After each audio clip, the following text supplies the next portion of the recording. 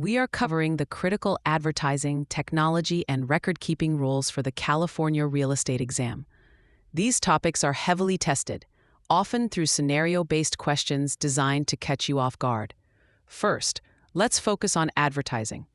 The fundamental rule in California is that all advertising must clearly and conspicuously identify the responsible broker. An exam question might show you a sample social media post from a salesperson that only lists their own name and phone number. This is a clear violation because the broker's identity is missing. The term clear and conspicuous means it must be easy to read and understand. You can't bury the broker's name in tiny font. Now, let's talk about team names, a favorite exam topic. A team name, like the Coastal Homes Group, cannot stand alone. It must always be presented with the name of the brokerage. For instance, the Coastal Homes Group of ABC Realty would be compliant. A common trap is an answer choice where the team name is in a massive font and the brokerage name is barely legible. This fails the conspicuous requirement, as the broker's identity must be as prominent as the team name. Another trap is a team name that could be mistaken for a separate brokerage like San Diego Real Estate Services. This is misleading and therefore a violation because team names cannot use terms like brokerage or anything that implies they are an independent entity.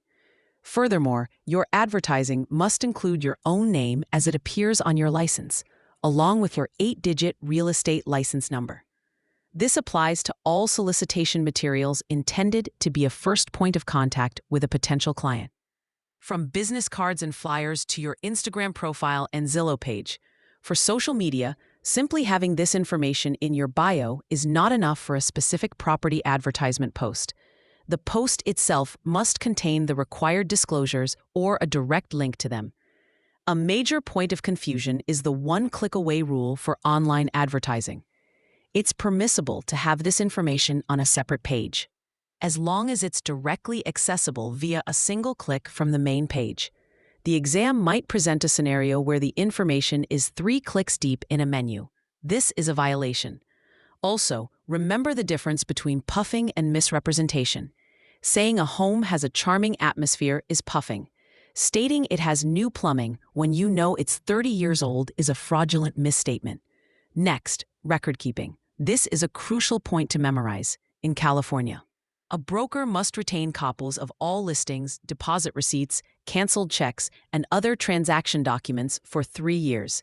The exam will trick you on the starting point. It begins from the date of closing, or if the transaction fails, from the date of the listing agreement. These records can be stored electronically, but they must be readily accessible for a DRE audit. Finally, technology and compliance traps. The Uniform Electronic Transactions Act, or UETA, gives electronic signatures the same legal weight as handwritten ones, assuming all parties consent.